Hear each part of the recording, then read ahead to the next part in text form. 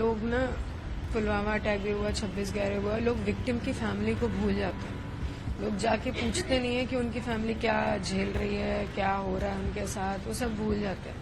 और शुभम, हमारी फैमिली नहीं चाहती और मुझे लगता है कोई भी नहीं चाहता होगा कि शुभम को कोई भूले। हमारे बच्चे ने धर्म की रक्षा के लिए, क्योंकि आप कल्पना करिए कि जब आपके सामने ये पूछा जा रहा हो कि आप हिंदू हैं या मुस्लिम हैं और सामने एक AK-47 लिए खड़ा हो, वहां पर भी हमारे बच्चे ने इतना साहस दिखाया। हिंदू धर्म की रक्षा के लिए उसने जान अपना बलिदान देना उचित समझा और कहा कि हम हिंदू हैं। सरकार से सिर्फ ये विनती करती हूँ कि शुभम को शहीद का दर्जा दे दें, उसको याद रखें, उसको उसकी वजह से हम शायद जो भी वो हमें देंगे हम उसकी वजह से जी पाएंगे। उसको शहीद का दर्जा मिलेगा तो ये फैमिली सर उठा के कह पाएगी कि हम हिंदू बोल के गए हैं तो हमें उसका सरकार ने शहीद बोल के दर्जा दिया है। जम्मू कश्मीर के पहलगाम बैसरण घाटी में 22 अप्रैल को हुए आतंकी हमले में कानपुर के शुभम द्विवेदी की मौत हो गई थी। शुभम द्विवेदी का परिवार शोकाकुल है।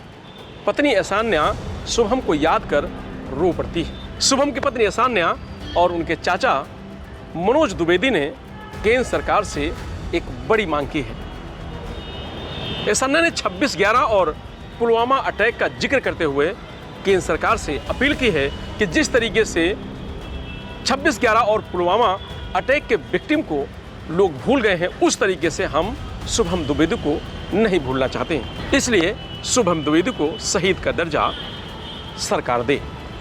सुनिए ऐशान्या ने और क्या कहा। मेरी सरकार से सिर्फ यही डिमांड है, क्योंकि लोग ना पुलवामा अटैक भी हुआ, 26/11 हुआ, लोग विक्टिम की फैमिली को भूल जाते हैं।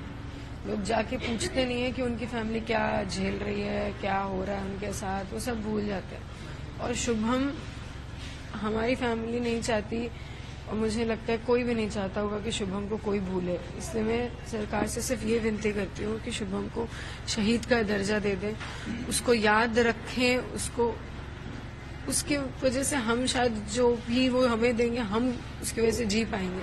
उसको शहीद का दर्जा मिलेगा तो ये फैमिली सर उठा के कह पाएगी कि हम हिंदू बोल के गए हैं तो हमें उसका सरकार ने शहीद बोल के दर्जा दिया है। सबसे पहले आप ही लोगों पर हमला हुआ अटैक हुआ। सबसे पहले वो घुसे ही वहीं से थे और पीछे से आए थे। सबसे पहली गोली उन्होंने शुभम को ही मारी थी, पूछ के मारी थी। हिंदू मुसलमान, मुसलमान हो कलमा पढ़ो।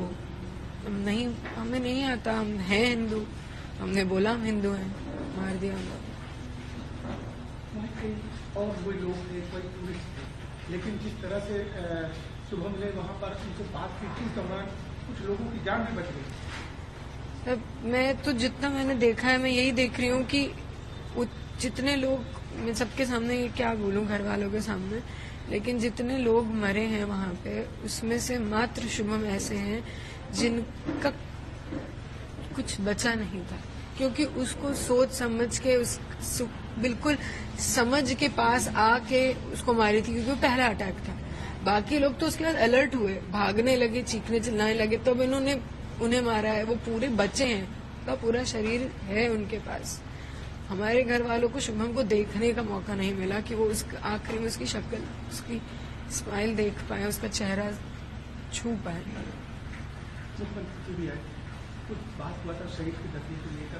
सर उस दिन तो मुझे नहीं लगता हमारे घर वालों की, आपको लग रहा होगा स्थिति ऐसी थी कि हम कुछ बोल पाएंगे।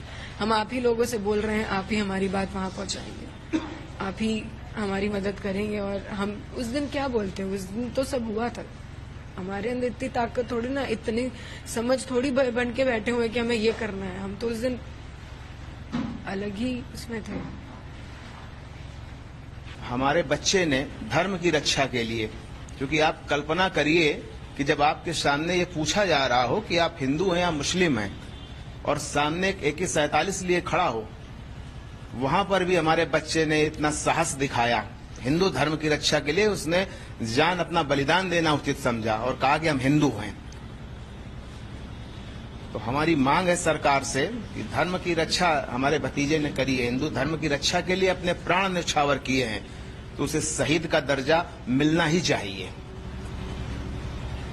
क्या सरकार की तरफ से भी कोई वार्ता या कोई बात है किस तरह? हम लगातार हमारी बहू और हम सभी लोग, क्योंकि हमारी बहू की ये बहुत कहते हैं ना हृदय से इच्छा है, जैसा उसने अभी बताया, नहीं तो फिर आने वाले समय में कैसे लोग याद रखेंगे, इस तरीके की घटनाएं फिर होती रहेंगी। शुभम के बलिदान को हमेशा याद रखना चाहिए, हिंदू धर्म और धर्म की रक्षा के लिए इसको याद रखना चाहिए, आने वाली पीढ़ियां इसको याद रखें। अभी तक सरकार से हमारी कोई सीधी वार्ता नहीं हुई है, हमने आप लोग मीडिया के माध्यम से अपनी बात माननीय प्रधानमंत्री जी तक, माननीय मुख्यमंत्री जी तक पहुंचाने का प्रयास किया है। आने वाले समय में हम अपनी मांग किसी मुलाकात के माध्यम से डीएम सर से मुलाकात करने का हम सोच रहे हैं, तो ये बात सरकार तक पहुंचाएंगे।